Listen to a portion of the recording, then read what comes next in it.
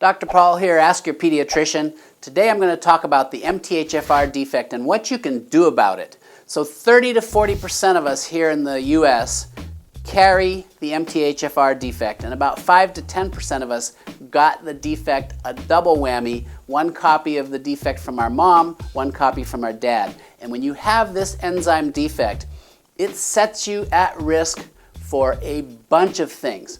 So I'm going to show you on a biochemistry pathway why it's so important to know, because you can do something about it. So if you'll just zoom in and take a look at this, what I'm going to show you right here, I'll go through the MTHFR defect real quick.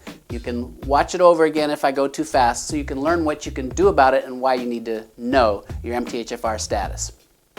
This here is the methylation cycle. This here is methionine. Methionine is an amino acid. When you eat protein, protein is a long chain of amino acids, and you break that down into different amino acids. Methionine is key, an essential amino acid that is essential in the methylation cycle. So when methionine goes to homocysteine, it releases a methyl group. Methylation and the release of methyl groups is critical for just about everything that matters.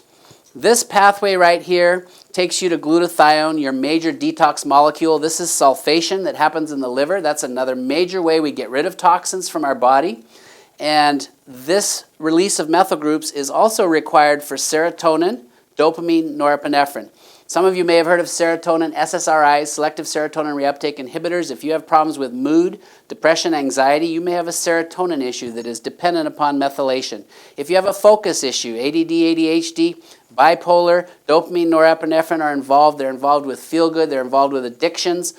This cycle here is vital for everything. If you have a high homocysteine, meaning this homocysteine is not being recirculated to methionine, you're at high risk for heart disease. You're at high risk for cancer. So folks, it's about detox, it's about cancer, heart disease, it's about your methylation, your neurotransmitters. So how does MTHFR fit into this? Well, here's the MTHFR enzyme, methyl tetrahydrofolate reductase. Methyl tetrahydrofolate reductase enzyme is the enzyme that adds a methyl group to homocysteine so that it becomes methionine again. Now, where does that methyl group come from? Well, you need it from your major methyl donors, which is methylfolate or methyl B12. And those are the two B vitamins that you should probably be supplementing and making sure you're getting them in the methyl form.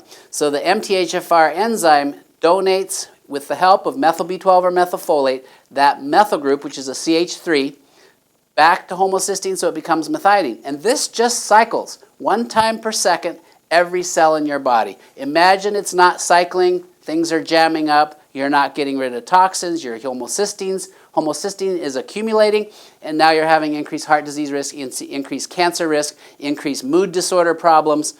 Here's your precursors for your neurotransmitters. Folks, the methylation cycle and the MTHFR enzyme that sits right at the center of it is probably the key to most of the health problems that people are suffering from when you have a chronic health disease. So folks, the MTHFR enzyme sits at the center of probably the key metabolic pathway that is essential for all major detox pathways, neurological function, and cellular function.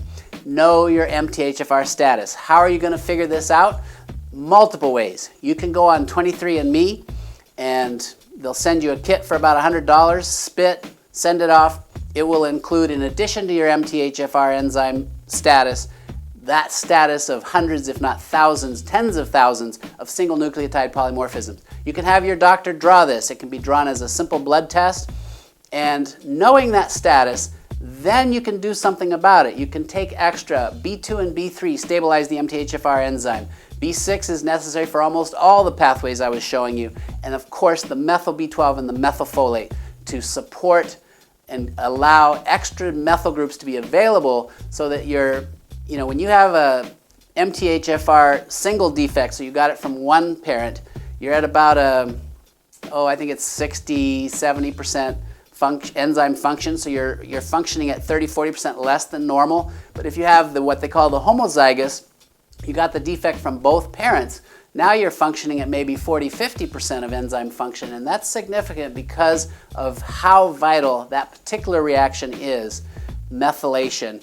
We use it to read our DNA, our RNA, every protein, every enzyme we make in our body depends on methylation.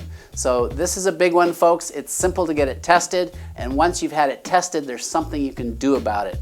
I happen to recommend the Metagenics product called Cerulin Forte, C-E-R-L-I-N Forte, F-O-R-T-E, and we'll give you a link where you can get a discount to purchase that product, because if you have the MTHFR defect, you might as well take a product that's specifically designed for that situation.